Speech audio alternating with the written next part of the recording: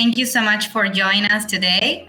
We are really excited to have you guys here, and also because we are hosting this first live Q&A session.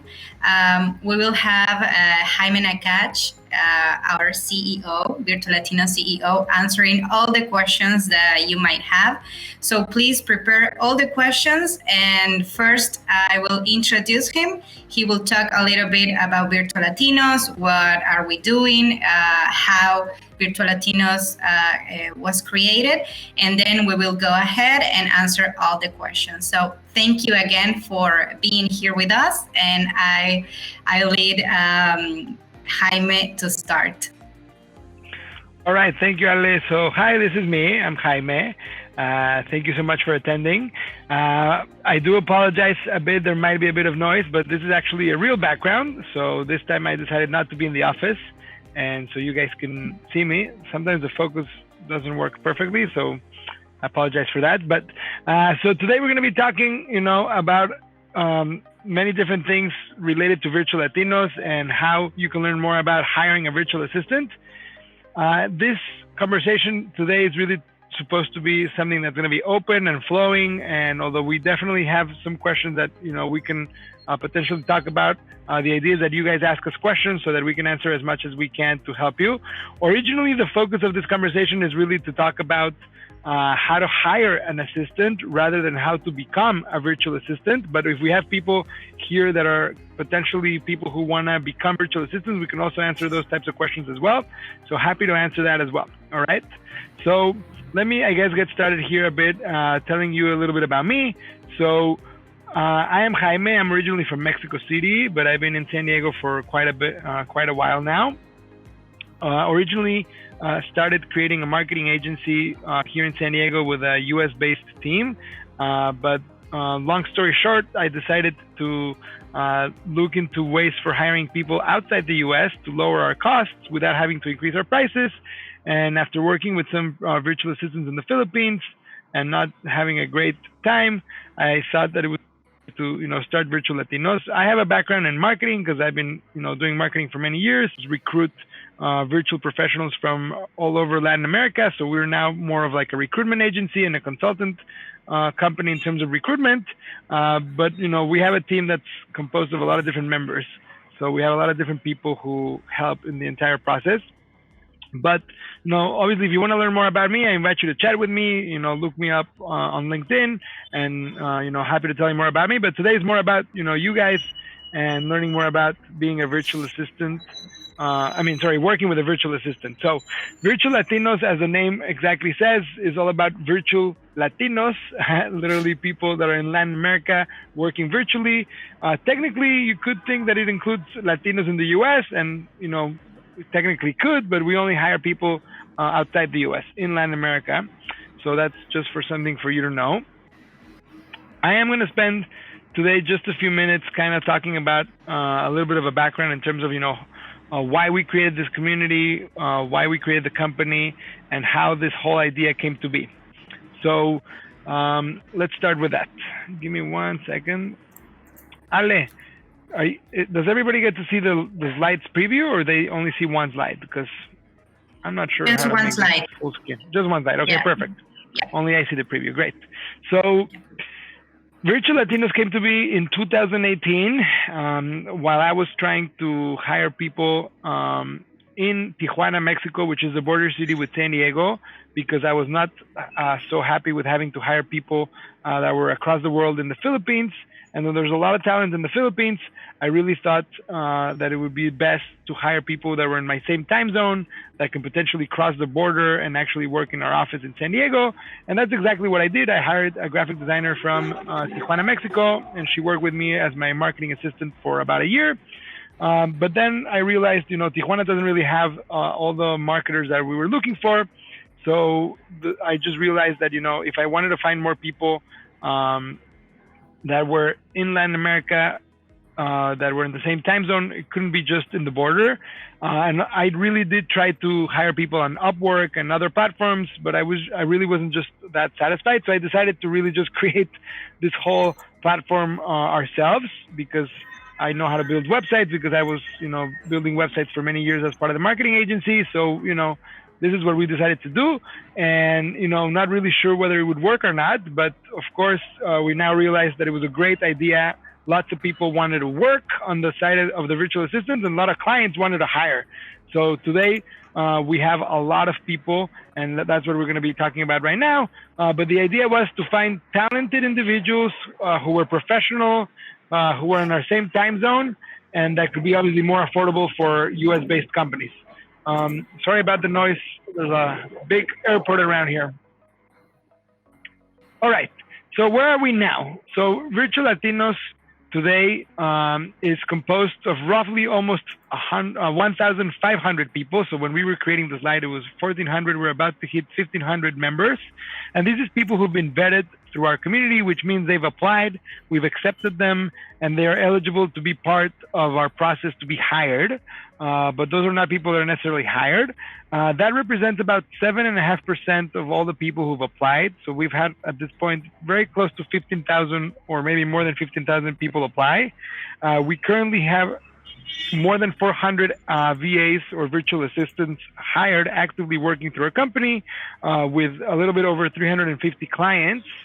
And we represent, in terms of the assistants, 18 countries in Latin America. So those are just some, initial statistics about where we are today, just so that you know that, what we're doing works. We have great people, we have a great team, we have great clients, and we've been helping now companies for about 2.5 years in terms of the agency model, which is what we do today, where we do all the work for our clients, and then we present the top between 2 to 4 candidates.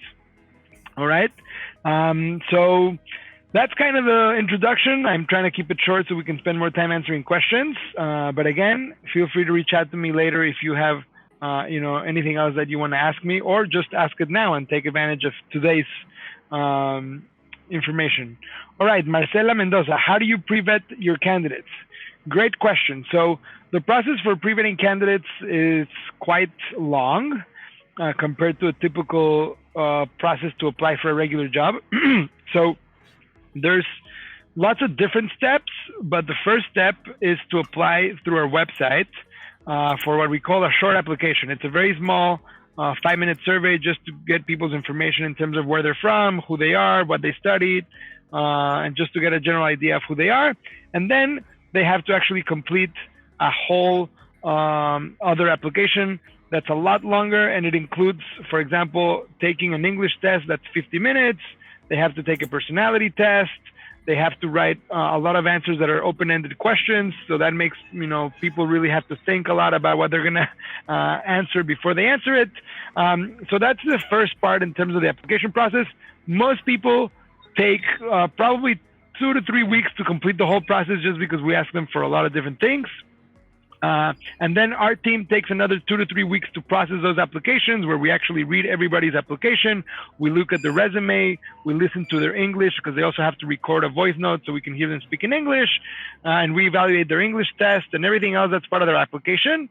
And then we move them into pre-accepting them into the community. And then we kind of ask them for a few more, let's say, tasks that they need to do before they can be accepted. And I'm going to share some statistics later. But the point about the process is that, we really want to make sure that it's people who are professional. They can work with our US-based clients. Overall, we end up accepting 7.5% of applicants, and then we end up hiring about 2 to 3%. All right. So I hopefully that answers the question, Marcela. Josh. Jaime, sorry. Yeah. Sorry, I'm just going to interrupt you a little bit. It will be better if you put your camera on, because right now we just have Q&A. Yeah, so right. We can see your face. Yeah. Totally makes sense. Thank you, Alan. All right. Okay, perfect. That's great. Perfect. Okay. That's much better. I agree. I just hope this comes into focus, because it looks, okay, I think that's focused. Yeah, it looks perfect. Perfect. Okay, so the next one is the virtual assistant my employee? Great question. Joshua, so your virtual assistant, if you hire them through our company, will not actually be legally your virtual assistant. They legally work for our company, Virtual Latinos. They're also not our employees either. They're contractors. And then they're working with you as part of a service that we offer from our California-based company. So they work with you in terms of the day-to-day, but legally they're not your employees. So thank you for that question. And that is a very common question. There's a lot of benefits for actually not having them as your employees, especially because you're hiring through our company. You don't need to worry about the tax-related issues about it, or payroll taxes specifically, or benefits, or many of the other things that you normally have to pay here in the U.S. when you hire U.S.-based employees. All right, let me answer here another question from Anna. Actually, that was the same question. John, how do I pay my virtual assistant? Great question. So to pay your virtual assistant, we actually make it pretty easy today. We ask all of our clients to give us their payment information, and then we process it ourselves, and we pay that then to our assistant. So you don't have to actually pay them directly. We take care of that process, which is, depending on the country of where your assistant is from, could be quite time consuming. So yeah, we make it very easy for our clients. They give us either their credit card, which is not so common because we charge the credit card fee, or the bank account, which is a checking account from the US. And then we automatically bill our clients at the beginning every week, at the end of the week after the assistant works, and then every 2 weeks thereafter at the end of the 2 weeks. So we do post payments for most clients. So we try to keep it, as seamless as possible. And in fact, now we even have clients who've come to us and tell us, hey, I already have my assistant, but I don't want to deal with the, work of processing payments for them. Can you do it? And we actually do that for 2 clients. So great question. All right. Let me see here another question. Laura, are there any short-term projects, or is this similar to freelancing? Great question. This is something actually quite common because a lot of people know about the platforms such as Upwork or Fiverr, where most of those types of people who are there are people who are looking for project-based short-term work. And that's great, and those are great platforms for that type of work, but we are actually not. In fact, we tell all of our clients that the only way that we would work with them is if they're looking to hire somebody for the long term. Now, it doesn't have to be part-time or short or full-time. It can be either or. It doesn't have to be just full-time or just part-time. We can hire people that are, starting at 10 hours a week all the way up to 40 hours a week, but ideally not for project-based work. It's really just for getting people to become part of your team. And when it comes to answering, is this similar to freelancing? Well, it's similar if you think about it in these days right now about working remotely or as a contractor, because, virtual assistants are working on that sense as a freelancer. But, the difference with freelancers is that they usually have multiple clients and they work with a lot of different people, and that's how they earn a business. Virtual assistants function more like a regular team member, where they are actually working with you every day, and they're going to be working either with just you if they're working with you full time as a client, or potentially with 2 clients if they're working 20 hours with somebody and 20 hours with somebody else. But that's it. We only have, I think, 1, potentially 2 assistants that work with 3 clients, but that's not that very common. Most people work with 1 or 2. So that's the difference. These virtual assistants are really part of your team working with you every day. I hope that answers the question. Okay, let me see here. Alejandra, how much does it cost to hire a VA through Virtual Latinos? Great questions. So pricing is definitely shown on our website, so I encourage you guys to see it, but I'll tell you kind of what the range is. So we have the entry-level range, which is people between 1 to 5 years of work experience, and that ranges between $8 to $10 an hour for somebody that's full-time. Now, we consider full-time somebody that is 31 hours or more. So anything above 31 hours or more will be considered full-time. So the lowest rate would be $8 an hour, and then it can go, higher, but up to entry-level range. And then we have the mid-level range, which is between $11 to $15 an hour for full-time, and then we have the expert level. So pricing really depends on the amount of experience that the assistants have and other factors like that. But I can tell you that about 80% of our clients are paying between the entry-level and mid-level ranges, which is $8 to $12 an hour in terms of the most common. All right, let me see. Lots of questions. I love it. So give me a second. I need to scroll up. Okay. Leila Mendez. My main concern is how do I train my VA to do what I need them to do? Great question. That is definitely a challenge for some of our clients that are not as experienced working with people, whether they're virtual or not virtual. They're just, solopreneurs that are just starting out, or they have a very small business. And that is definitely a challenge. How do you train them? So the short answer is it's kind of up to you in terms of how you train them. The good answer, or the better answer, is that although you are in charge of training your assistants, we have a whole success team in place to make sure that you can successfully work with our assistants and train them. One of the first steps that you have to do after you actually sign the agreement with us is you have to come attend a 45-minute onboarding video call on Zoom with your assistant, our customer success team, and yourself, where we kind of actually walk you through all the different things that we recommend for you to have in place so that you can have a successful work relationship with your assistant. And that includes working with project management systems, time tracking systems, voice over IP systems, which is basically the ability to make calls or receive calls from an internet-based phone, like on the computer. So we definitely walk you through tips on how to do it better, but the truth is it's in the end up to you how much time you want to spend training them. That's another question that people ask, like how much time should I train them? Some people train them for a week, other people train them for 3 months. It really depends on everybody's business. So Leila, I hope that answers the question. Marcela, how does it work to hire through the Virtual Latinos agency? Okay, great question. So just so that everybody knows, in case here there's people that obviously don't know about it, so we still have an option, although it's very, very uncommon at this point in our company, that's called a directory. That was an actual online directory where people were able to see all of our assistants and hire them directly. And through that process, they could choose whoever they want, and we would not be involved as a company. You would pay a membership, and you can still technically pay for that membership today, and then you get to hire on your own. But the agency, it's the model that about, at this point, 98 or almost 99% of our clients are using today, where our entire recruitment team takes care of everything that you need in terms of figuring out what you need to do to hire the right assistant. So, what does it take? It's very simple. You speak with us first for 15 minutes. It's an initial call to figure out whether, we're a good fit for you and you're a good fit for us and our assistants. And then we talk there about pricing, about our process, how it all works. And if everything sounds good and you're interested, then we ask you to fill out a little survey called the Client Hiring Survey, where we spend where you spend about 10 minutes filling out this survey, telling us all about your specific needs, the tasks that you need help with, the type of assistant you're looking for.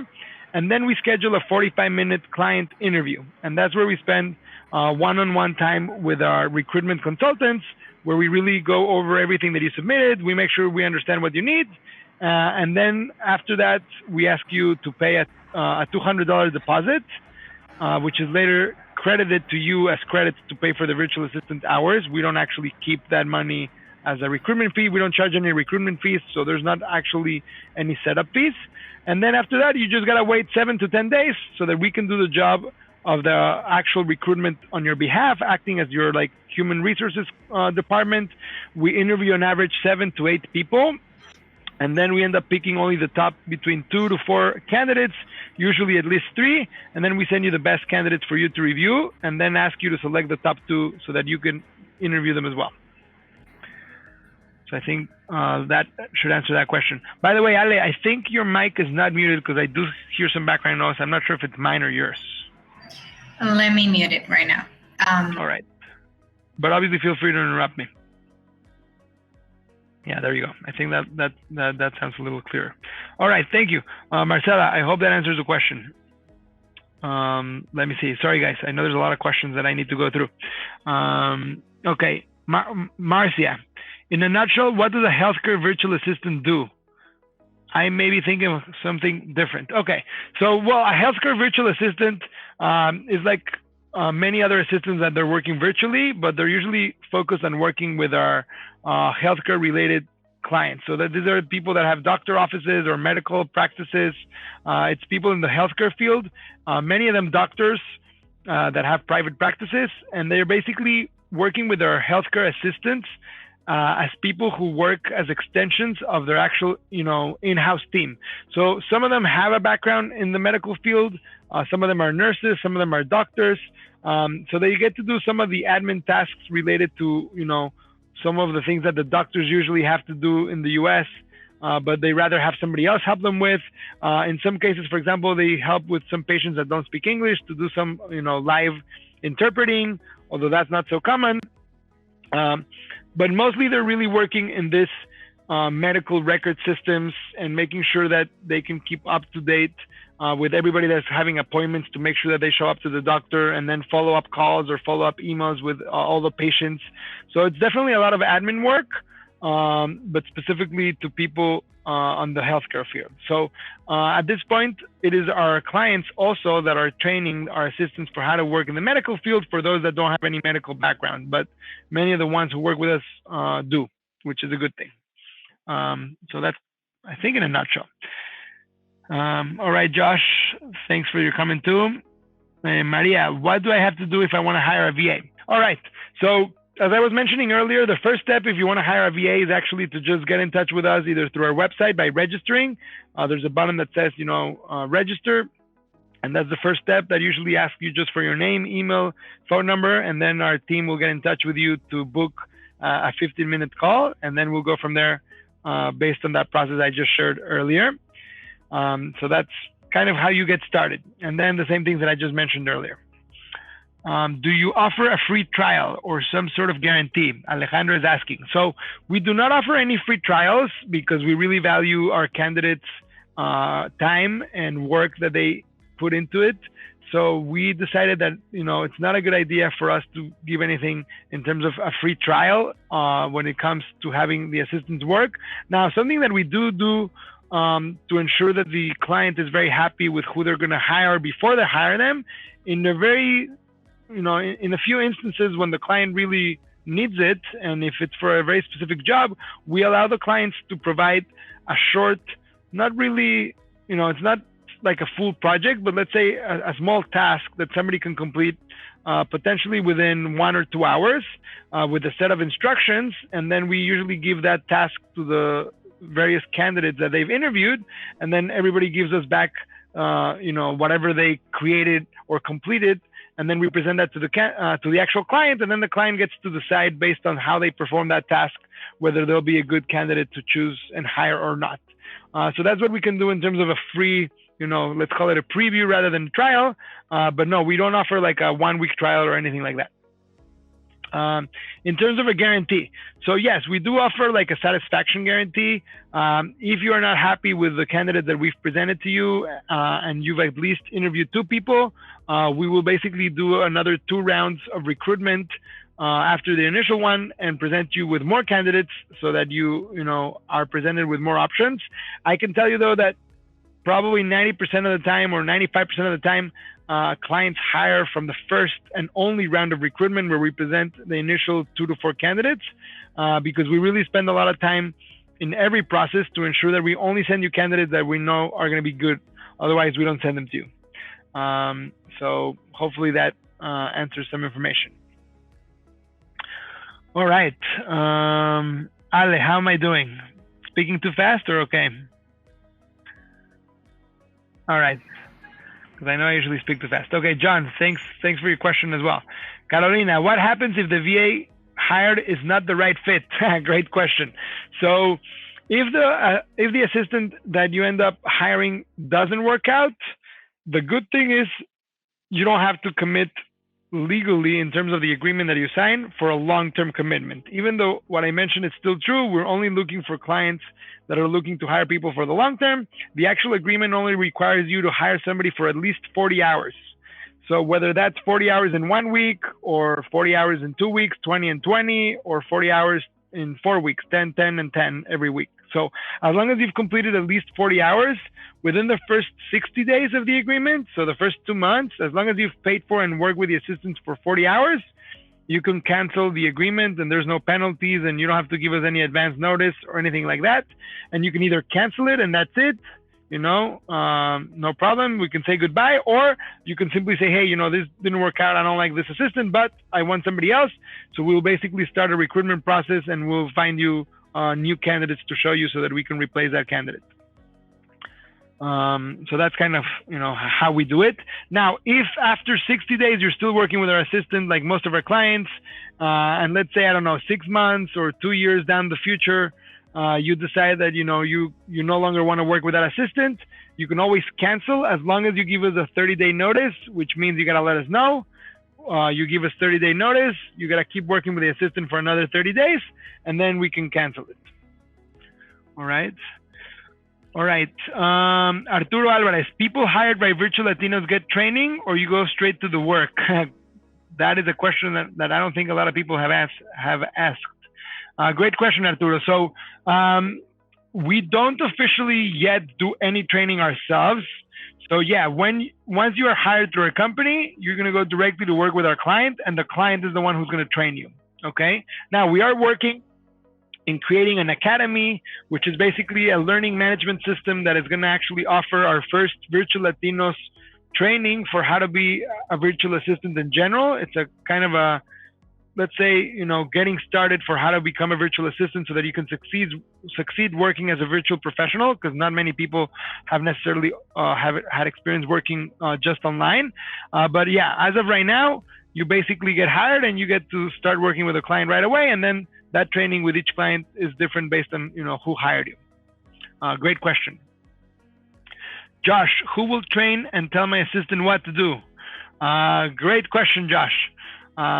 So you will tell your assistant what to do and how to do it, and that is actually a very important point. So I'm glad that you're bringing it up. Sometimes our clients think that are hiring magicians, where we're going to just find them, pay them, and then they're going to solve all of our problems. So let me tell you that doesn't exist. You have to train your assistants. You need to tell them what to do. You need to manage them. Now, of course, we want people to be as independent as possible. We want them to be proactive. And that's part of what we preach and what we tell our assistants throughout our process, that the only way to succeed for the long term working with our clients is every assistant has to be someone who's constantly looking for ways to help their client without waiting for their client to tell them what to do.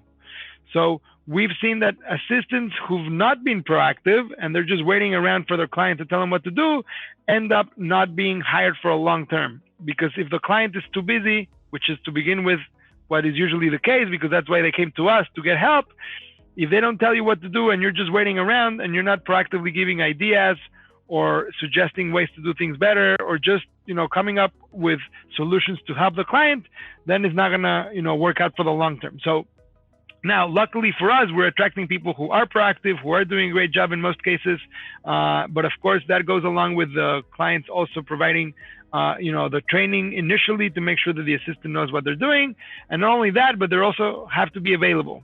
So one of the big problems I see with clients is they said, hey, I hired, I paid, I just need them to do everything I told them, and that's it. And then they never get a chance to give them feedback. They don't make themselves available to answer questions. And there's not really a relationship between the assistant and the client. And that's basically very bad. All right. Josh, I hope that answered the question.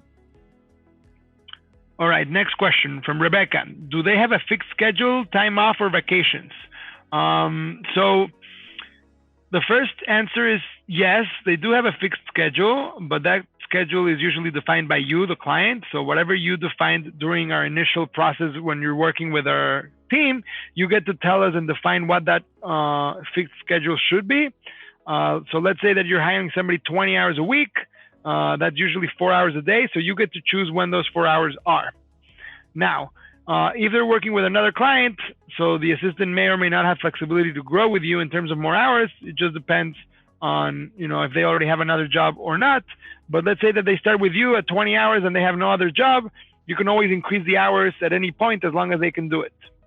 Okay. Now, in terms of time off and vacation. So officially, because we're hiring assistants as contractors, the vacations and time off, they can certainly take them, but they're not paid days off, or at least they're not required to be paid days off. Now, our company, as well as many of our clients who've been working with us for a long time, do offer some paid days and some paid vacation in some cases, because they understand that it's important that no matter whether it's legally an employee or not, our virtual assistants are part of our companies when they're working with us, and we want them to have, some time off, both paid, which is the important part, as well as you can always have your assistant take a day off and not pay them. So that's also possible. When it comes to the actual definition of how we do it, we don't have a very defined structure, because that's up to each client. But we definitely have a lot of guidelines on how to provide an assistant with some vacations or paid time off, or time off that's not paid. So we have a whole structure for how to deal with that. And our success team actually will walk all of our clients through how we do some of those things through our onboarding process. All right. So yeah, we'll definitely talk about that if you end up hiring somebody. Layla is asking again, how do I train my assistant? So that, I think we already answered. It's kind of up to you, but I'll give you, I guess, a few more details in terms of how you actually train them. So most people do training live through Zoom. So, you open up Zoom, you have a live video chat, and you basically talk to the assistant and you tell them, anything that you need to tell them about how to do their job. And then you get to share your screen if you need to share your screen to show people how to do something specifically, either in your email or your CRM or whatever software that you're using. The other method of how people train, which is also becoming more and more common, including internally in our company, people are recording videos of how they do their work in terms of the clients. And then clients share those videos either through YouTube or through WeTransfer or whichever way they want to share the videos. And then they send those videos to the assistants initially, and they ask them, hey, go look at all these videos. And once you're done, tell me. And then they meet in person. And by in person, I mean, through video chat, face to face to discuss it. Okay, John is asking another question. Why virtual assistants or professionals from Latin America? All right, so why is it important, or why do we care about having people from Latin America? So, well, the first reason is because Latin American people are awesome in many ways, but of course, that's not the main reason. The main reason is because the reason we believed people from Latin America were important, the number one initial reason was because of the time zone. Basically, a lot of companies in the US who work with either call centers or virtual assistants that are not in the US, they're not so happy with because of the time difference, whether that's in the Philippines or India or Eastern Europe. It's just not great to be working with people that are not awake at the same time as you. And what I hear a lot from our clients is like, listen, I hired people in the Philippines, but then I get to be up at 1 or 2 in the morning because that's when my assistant's, working normally during the day. And naturally what ends up happening is that, yes, you can have your virtual assistant in the Philippines work during the US time zone, which is also very common, but naturally those people get tired of having to work, the graveyard shift, which is working at night for them. Thinking of people that were in the same time zone, but outside the US, naturally was people in Latin America. The obvious maybe reason of why I started it like that is because I'm from Mexico City, born and raised. So that made sense that I wanted to hire people that, come from my background. But most importantly, not just, Latinos, but the reality is that Latin America, and I can tell you coming myself from Mexico, there's a lot of very talented individuals in Latin America, like a lot of really amazing people that are very creative, very smart, doing a lot of great things. But unfortunately, many countries in Latin America don't have enough opportunities for everybody. And that is something like, so common that I've heard throughout my life growing up, where we all knew that, we were going to go to the university, study something, but we probably were not going to get a job in that, even though that also happens in the US, just because there's truly not enough opportunities in this case in Mexico. But the same is true for many Latin American countries. So what Virtual Latinos is doing is really offering all these professionals with the opportunity to work with really great companies so that they can develop the skills that they really either studied or that they want to develop with a US-based company, right? Virtual Latinos really focuses on attracting not just Latinos, but people who are, professional Latinos, people who have degrees. In fact, about 95% of our virtual assistants have at least a college degree. And to your surprise, many of them have a master's and a few have a PhD, which is quite surprising. At least it was for me. I didn't think when I was, starting with the word virtual assistants that we would have also people who would be, people with doctor degrees or doctoral degrees working with us. All right, let me take a small break and read a few more questions. Maria, what should I do if I'm having some issues with my VA? Can we help? Great question, Maria. So yes, we can definitely be here to help you. In fact, we have a whole team of right now, I think we're now 5 people in the customer success and virtual assistant success team whose main job is exactly that, to help all of our clients and our assistants whenever they have any issues. Now, the truth is we have a lot of assistants. If we had a lot of problems, we would have a much bigger team. But the reality is that the issues that both either clients have or assistants have are relatively low to the number of people that we have actively working with us. But of course, for those who have questions, whether it's at the beginning or at any point during the relationship where the assistant and the client are working with us, our team basically has a set of guidelines for how to help clients and assistants in different situations, whether they're not doing their job right or they're not doing it as good as they used to. We basically have written down a lot of the different scenarios of how there could be issues, and we have different ways that we can basically help you solve them. Initially, we try to encourage that the client first tries to have a direct conversation with the assistant, as long as we at least know about it. So the client really needs to let us know that there's an issue.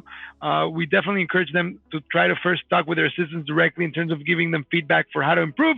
But then, as soon as the second time that it's not happening or they're not doing well, then we intervene and we definitely, set up a call with the client, with the assistant, and we figure out what they might not be doing well.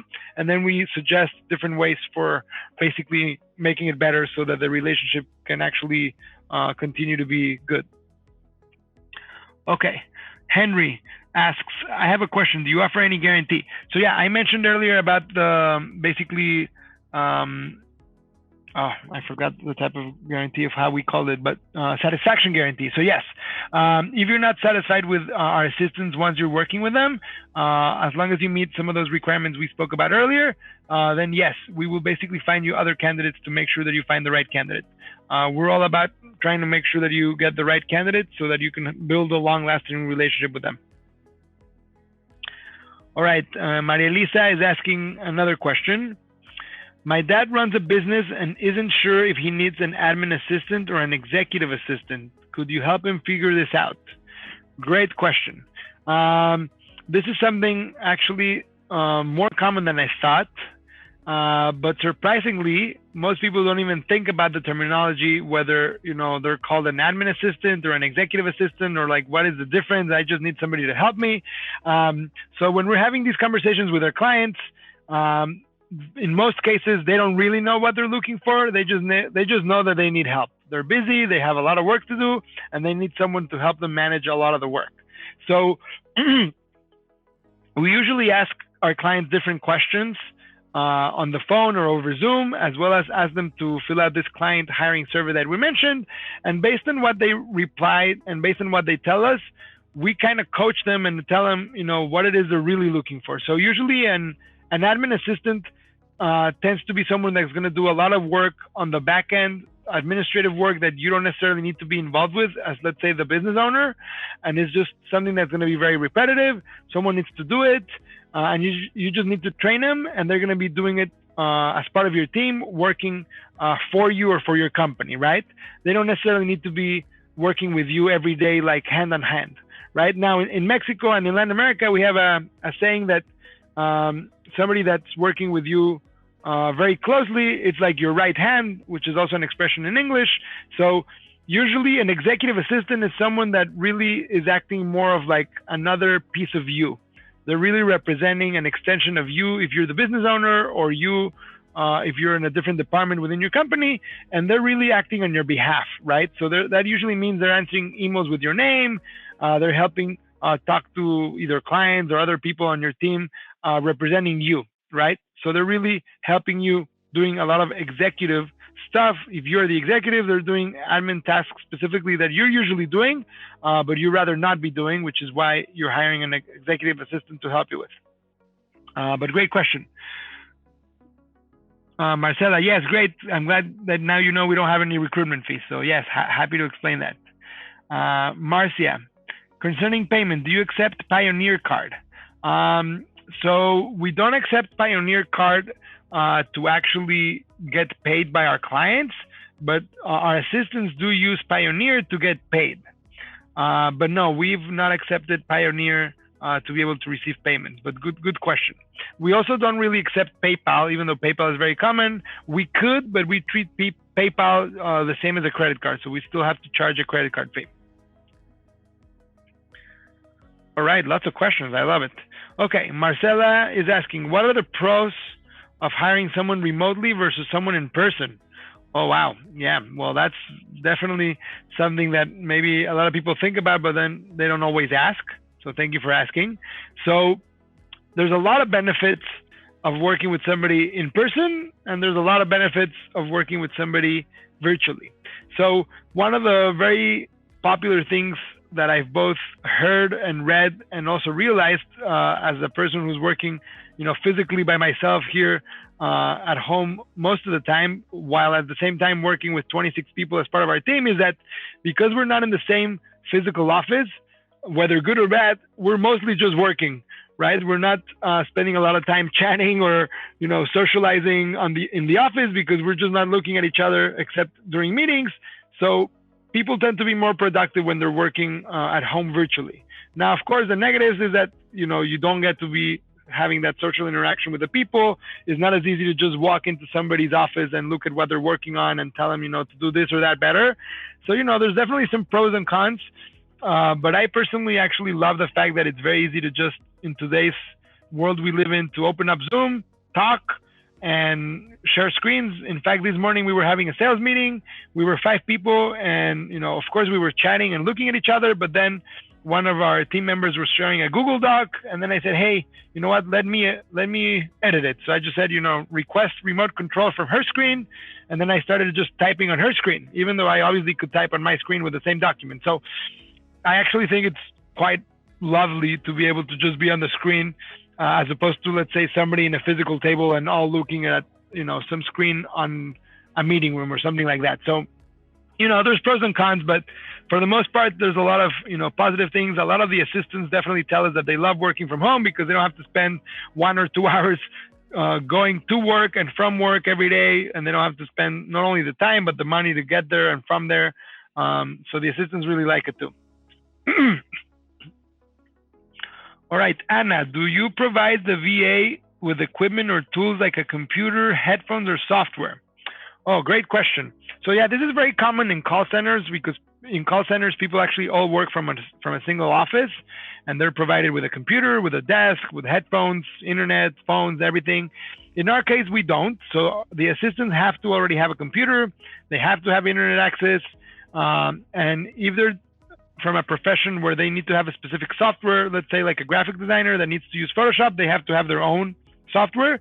But in most cases, if there's any specific software that the client needs the assistant to use, the assistant gets to pay for that software, whether that's a voice over IP phone system for the assistant to use to make calls, or a CRM system to keep track of the database of clients or leads. Usually the client pays for that software. And when it comes to things like a headphone, most assistants usually just buy their own headphones. In a few cases, we've definitely had clients who pay for the headphones. People just buy them locally and then they get reimbursed by our clients. We've had several clients pay for a screen so that the assistant can be more productive and have 2 screens when they're working. So that's definitely quite common, but our company itself, we don't pay for that. Usually that's something optional the client gets to pay for. All right, Rebecca, just one more question. Does VL take commissions out of the raises or bonuses? Okay, great question. We haven't even spoken about raises or bonuses, but to answer the question first, any type of raise or bonus that our client gives to our assistant, 100% of that goes to the assistant. We don't keep any commissions. Now, we do keep a commission from the original contract because that's how our company makes money. From whatever you pay us hourly for the assistant, we keep a small commission and then we pay most of it to the assistant. But whenever you're going to give them a raise or a bonus, 100% of it goes to the assistant. So we don't keep any of that. And that's great. That actually is great because the assistant gets more money and the clients actually love that because we're very transparent. Like, we're all about making sure that, again, we want long lasting relationships. So if we know that the assistant is happy making money, they're going to be working for a long term, right? I tend to think that our company is not greedy. And I think most of my team will agree with me based on policies we have in place. And that's one of the ways we show that, we're not trying to just take money out of everything. All right. Bessie is asking, could working with a client be a long-term job? Certainly. So Bessie, in fact, most of our assistants are working with our clients for the long term. Now, long term, it's kind of hard to define, but I can tell you that we've already had people who are working with us close to 3 years. So from the beginning, they've been working with us. So certainly that is exactly what the assistant can expect as well as the client. All right. Now, another question from Alejandro Orozco. The VA gets paid health insurance or social benefits. And 2, if they need like a job certification from BL or the company, do they legally have an actual contract? Okay, so let me answer the first question. So the first question about the paid healthcare insurance or social benefits, the answer is no. The company does not provide any health insurance or benefits because we are only hiring assistants as contractors. So there's no employee-employer relationship, which is how we define employment here in the US.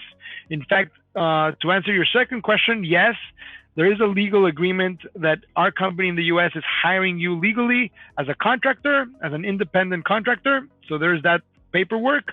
In fact, that paperwork has been used by some of our assistants as proof that they have a job, either for getting a loan for a house where they live in, or getting a loan in general, or for proving that they have a job and they have income to be able to pay for other things. And most excited for me, they've actually used that as an option and an ability for getting a US visa. So for those people that don't yet have a visa to come to the US, that helps. And actually, just somebody that has been working with us for about 2 years recently came to San Diego because our client, who is also in San Diego, invited them to come. The client paid for them to be here. And with a letter that our company drafted for them, as well as our client, they were able to actually get an appointment at the U.S. consulate in Mexico. And then they got approved for a tourist visa just to come and visit, for a few days for, meeting with the client. And then they got back. So that's at least, a positive thing about that. So yeah, it's definitely all legal. There's paperwork for everything. And in fact, it's a pretty long contract. I think it's about 18 pages. All right. Now John is asking, if I hire a VA with you, do I get a chance to interview them before I start working with them? Yes, 100%. And I'm glad that you're asking that. In fact, sometimes I think it's obvious, but it's not obvious. And you're not the first one to ask. So yes, we do all the work of doing the interview. So we do interview our assistants first, one-on-one. Even if we interviewed them for other jobs, for other clients in the past, we ensure that our recruitment team spends, 30 minutes with each candidate that's going to be potentially applying to work with you. Like I said, we on average interview 7 or 8 candidates. We take notes of everything, and then we share those notes with our clients, but only of the top 2 to 3 candidates.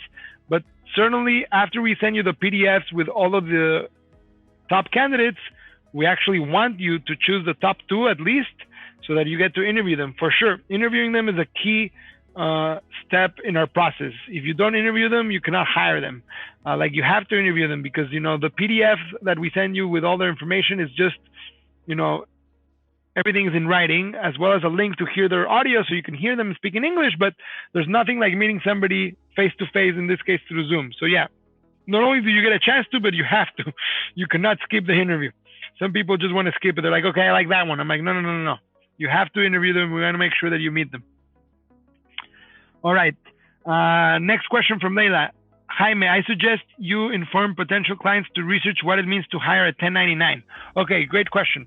So in the US, there's 2 main forms of hiring somebody. The first is a regular employment, where for tax purposes, people have to fill out basically what's called a W-2 form, and then you're officially working with that company. You're an employee. The company needs to pay, taxes on your behalf, and then gets to take a portion of what you get paid as part of the taxes that you need to own to the government here in the U.S. And then the other is actually being a contractor. A contractor is also a freelancer, and it's an independent person that is not officially an employee, and they get to work basically as a non-employee person that is providing their services, okay? So in the U.S., there's two forms that are related, the W-9 and the 1099. The 1099 and the W-9 forms, they're connected. One of them means, hey, here's the W-9, please fill it out with your information. So that's something that we do in the U.S. if we were hiring contractors in the U.S. And then we need that information so that for tax purposes, we're saying, hey, these people are not our employees, but we are paying them, right? So then once they fill out the W-9, then they can actually get later a paper that says how much we paid them in the U.S. so that they know how much to declare to the IRS for tax purposes. Now, when it comes to hiring all of our virtual assistants, because like 98% of them are not born in the U.S. or they don't have any U.S.-based residency or status, they actually fill out a form called a W-8. And the W-8 is basically a form for tax purposes for us that we need to have to make sure everything is legal, that says, hey, I am a Latino, I am not in the U.S., I don't live in the U.S., so I don't claim taxes in the U.S., and that way we are covered. So I hope, Leila, that sort of answers, part of the question. Now, I suggest that people research and talk to their CPAs about what the ramifications are when hiring a 1099. Correct. Now, when you're actually hiring our assistants, we can definitely, we're going to give you our W-9. So that means we can give you our tax ID as a company because you're hiring our company for their services. So our assistant is basically a service for you. So yeah, in this case, our company would give you the W-9, and then you could send us a 1099 at the end. But for sure, it's a good suggestion, Leila, when you're mentioning that all of the clients should certainly speak to their CPAs if they have questions. But I hopefully answered it right. If not, please tell me what's the better answer. All right. Well, lots of questions. Thank you so much. So yeah, as you can see, there's a lot of things to ask and a lot of things to learn. Ale? Yeah, I think you just skip one it was from Myra, and she asked, how can I join your team? That's the last one I would say. Yeah, sure. Let's do that one for sure. No, I didn't want to skip it. It shows up on the chat like maybe she left already. Yeah, maybe she left. That's why it shows in gray. But okay, sure. I'll definitely answer the question. So how can you join our team? Great question. So you can certainly join our team. First of all, in general, you'd have to become part of our community. So anybody that works either for our clients or for ourselves has to be part of our Virtual Latinos community. So you have to apply at virtuallatinos.com/VAS for like virtual assistants, and then S for plural. So virtuallatinos.com/VAS. And once you complete the application, then you're going to be hopefully admitted into our community. And once you're admitted, there's a lot of internal job offerings that we're offering to work with our team internally. So all you got to do is apply to work with us as opposed to working with some of our clients. Leila, I love it. You'll be hiring now. I'm glad to hear that. That's great. Definitely happy to help you.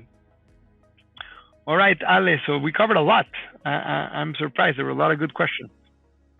Those are the questions that actually clients ask when they have the meeting with you or with the sales team. So it's awesome to be able to answer them here.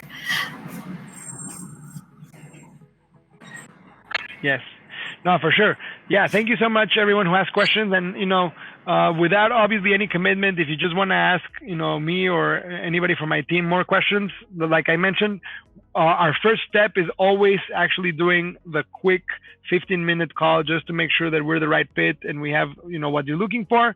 And then if it's the right fit, then we go into the second step. One thing I'll definitely mention for everybody to know is like, we are not like a typical virtual assistant agency where you just call us, you only talk to us for 10 or 15 minutes, and then we send you candidates like in the next 24 hours. It doesn't work like that. In fact, we take our time, we do it slowly on purpose, and we only want to send you really great candidates. So even though we have now, over almost 1,500 people that are part of our community, and we obviously have their resumes, every single PDF that we send to our clients that go through our process, it's a customized and personalized PDF that explains how each assistant specifically can help each client. So we don't really send you their CVs. We send you a custom PDF that includes their information from their CV, plus all the notes that we take during the interview that we do to them that's specific to the tasks that you need help with.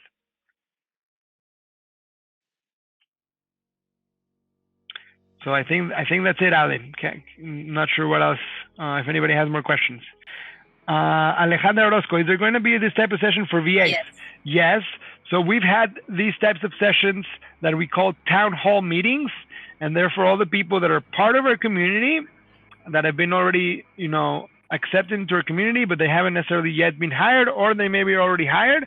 So certainly, look into your email and our Telegram groups. We definitely are planning on having another town hall event. We usually do them every 2 months, and it's definitely an opportunity to also ask any questions about anything. And not just with me, but also with the rest of the recruitment team.